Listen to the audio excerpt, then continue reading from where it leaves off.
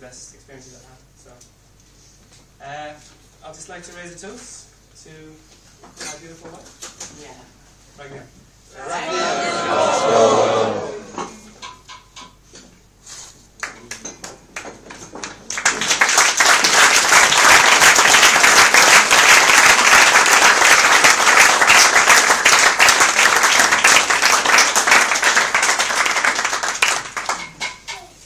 Having a best man is a tradition from the days when a man would literally kidnap his bride.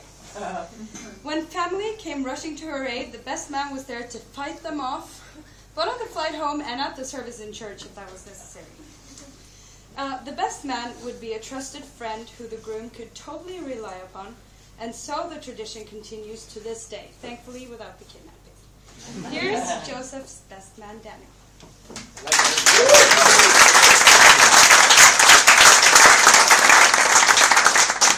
Thank you. I'd just like to say thanks to Joe for putting us in the spotlight here. There's no way I'm going to sing a song. I'll try and entertain you anyway. So, my name's Dan, I'm Joe's best man. I live in Newcastle, which is where me and Joe grew up. So, since knowing Joe, he's pretty much become my best mate. When he asked me to become his best man, I was totally honoured and I jumped at the chance. After a while though, I started getting nervous, just like now. I started thinking I need to do a speech. What happens if people don't think I'm funny? What happens if I embarrass Joe? And then I thought, actually, what happens if I embarrass Joe? That's all I needed to go ahead and write this. So how do I know Joe? Well, basically, my parents and Joe's parents, met at Newcastle when they were studying to be teachers at college. They became mates, friends, and they soon settled down in Newcastle. After they finished their studies, they all stayed in Newcastle and started producing babies. Actually, quite a few babies. I think there was 9 in total between the two families. Soon after this, they started going on regular summer holidays.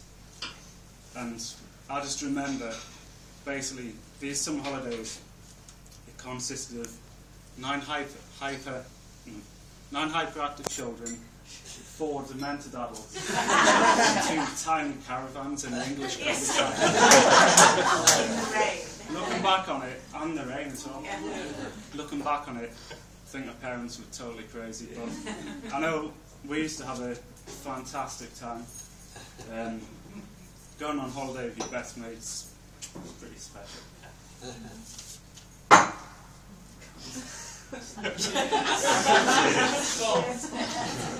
Getting heckled already. You faced worse than that, Daniel. As me and Joe grew up, we shared a lot of similar interests. We like going camping together. What else do we like to do? We love going mountain biking together. We like going camping together. We like to play and listen to music. Actually, Joe, have you ever told people about when you ever want to be a rock star?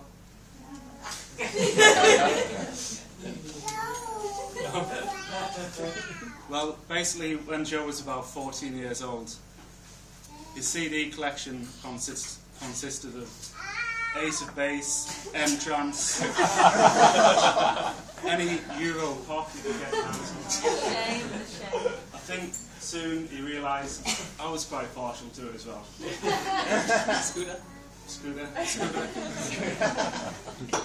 He realised it soon that it was pretty uncool actually. We need to grow up, change our ways.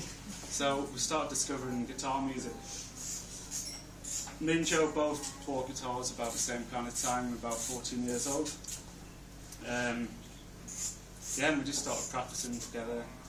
Thought, actually, this is good fun. Why don't we start a band? We could be like the next Oasis here.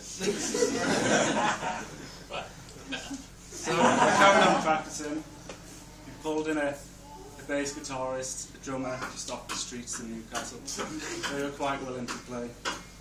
Soon, after using Joe's bedroom as a very own Abbey Road studio, Steve and Joe, Joe's parents, they kind of let us get on with it. I think we must have drove them up the wall, but they let us do it, and soon we had our first gig lined up. So, as the gig approached at the Cumberland Arms, I think it was, Cumberland Arms and Biker. Famous spot. Yeah, so we started playing like mad, and we were all really looking forward to it. I think it was the night before the gig. There was an absolute disaster. Our drummer suddenly announced that he wasn't ready and he was going to pull out, and he just buggered off basically. We were thinking, right, what are we going to do now? Joe, being the front man that he's just shown me that he is, said, show must go on and let's go acoustic. So we pulled that gig off, and it went down the storm. There was at least 15 people at that. Steve was there. I think there was 2 people on the bar. Anyhow, they all count. Yeah, so we had a couple more gigs after that. Obviously, the pressure got to us. There was girls waiting outside Joe's house when he left for school.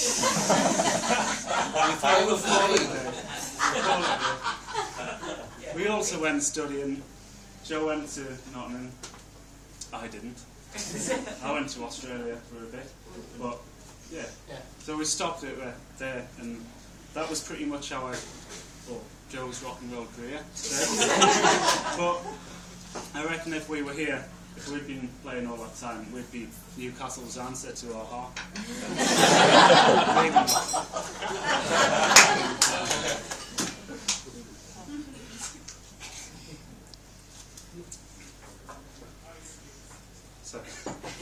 So we all know Joe's super intelligent, and he's got a great, sharp sense of humour. You might not know, but you probably do now, that Joe's really clumsy. If you give Joe a bicycle and you put him on top of a hill, it's just going to be one outcome. That's always carnage. I remember doing the Great North bike ride with Joe at least 10, 15 years ago. We both came to a really steep section of the ride, really steep downhill section. We were slowly picking up a lot of speed, and we were loving it because he didn't have to pedal. It was just speed. So we were loving it. Halfway down, there was a marshal with a megaphone. Slow down, very sharp turn coming up. So I thought, okay. I started slowing down to turn the corner to the right. I glanced over to my left, and I just saw Joe, straight as an arrow, still picking up speed. And I think he let out a few 4-letter words, but I'm not sure. Probably not. Before I knew it, Joe had mounted the curb, sort of bouncing along the kind of grass verge, and he came to a really sharp stop in the bushes. I think he used his manhood as a brake. Yeah. But to be honest, I totally forgot about that, and I booked a stag do last month. So I thought, let's go mountain biking in the Lake District. I was going to enjoy that. After the instructor showed us how to get down the mountain in a stylish, safe technique, we started riding down this pretty steep drop, pretty bumpy. I think I was leading the way, and it wasn't long before I heard just a 4-letter outburst from Joe's direction, and then that Great North bike ride just came back. And I just thought, that's Joe again. He's just totally ignored instructions, doing it his own way. But the good thing is, Ragnhild, he did use his brakes in the end. You should be okay.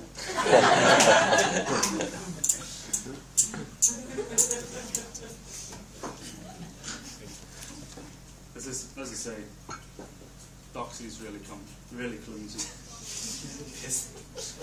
If you don't believe me, just go on a camping trip with him. If you see a steep slope, Joe will fall down it. If there's a pot of boiling water in front of him, he will knock it over. And if there's a guide rope in front of him, he'll definitely trip over it. But that's what makes Joe Joe. So some people call him Mr. Bean.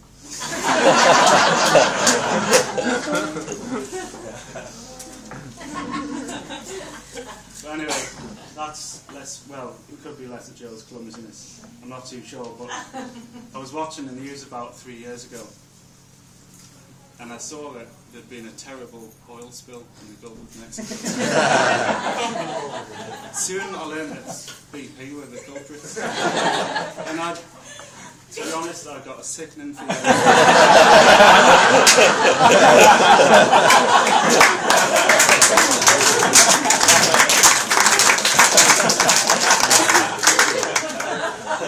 I thought, Joe, what the hell did you do? Well, when I got in touch with Joe, just to check he was alright, he didn't have half the world hating him, I phoned him up and said, Joe, what's going on with this BP oil spill? And he, quick as a flash, he strongly denied it. And he said, no, I've got good reason. About the same time, it's probably not quite the same time. But he said, the reason is, I've been in Azerbaijan working, and I've bumped into some Norwegian girl. And I've asked her to come back to London, and that's the honest truth. I didn't have anything to do with this oil spill. So I didn't believe the word he was saying.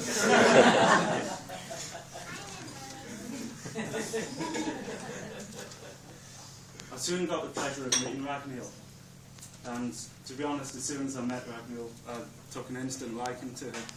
She was funny, intelligent, beautiful, and I knew she'd keep Joe on his toes. And that's when I thought Joe's found the perfect match. So, yeah, that's enough about talking about Joe, I think. Just like I say, it's been said already, but thanks everyone for travelling to Ragnhild to celebrate this special day. It's been great. There's also some loved ones who are not with us, but I know they'll be looking down on us and celebrating today as well.